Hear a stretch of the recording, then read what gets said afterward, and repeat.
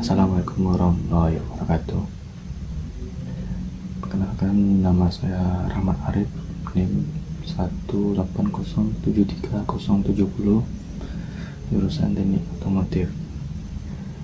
Baiklah, di sini saya akan mempresentasikan tentang pengujian oksigen sensor.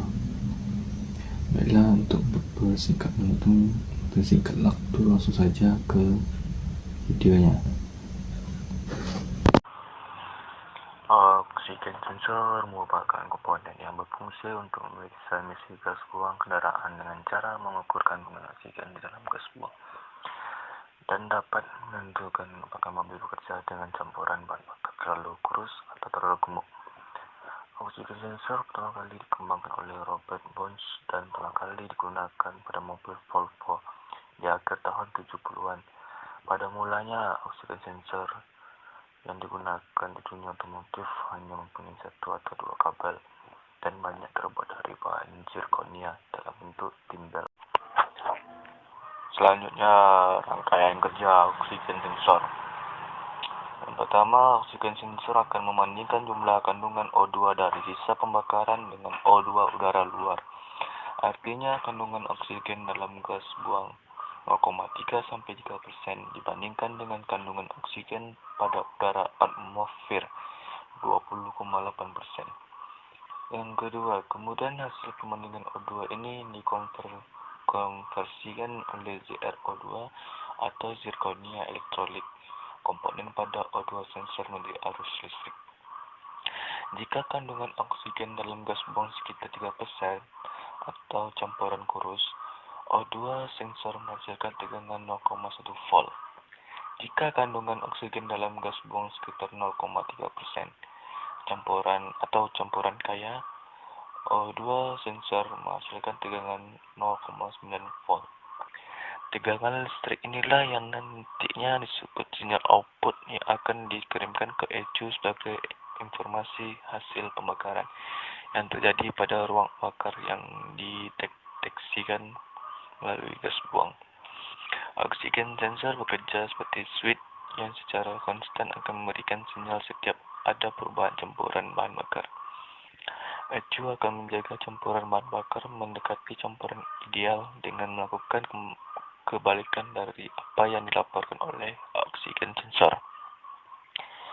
Jika oksigen sensor memberikan sinyal bahwa campuran bahan bakar terlalu gemuk, maka ECU akan memperpendek waktu kerja injektor untuk mengurangi jumlah bahan bakar yang disemprotkan agar campuran menjadi lebih kurus.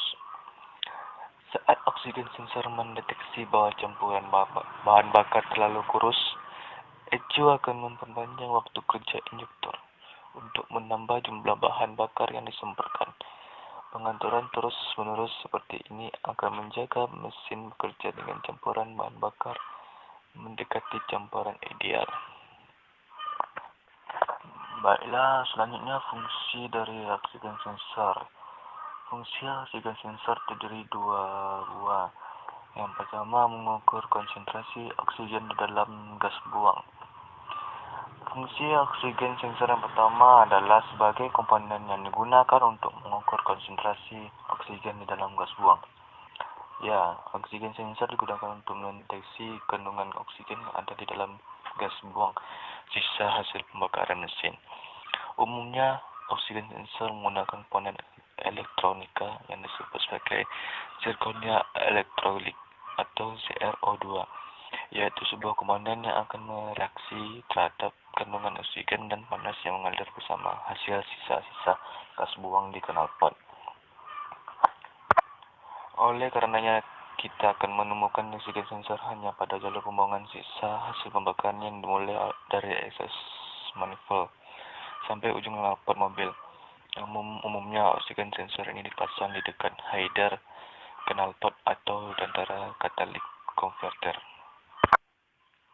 Yang kedua, data input bagi ECU untuk mengkoreksi air fuel ration machine.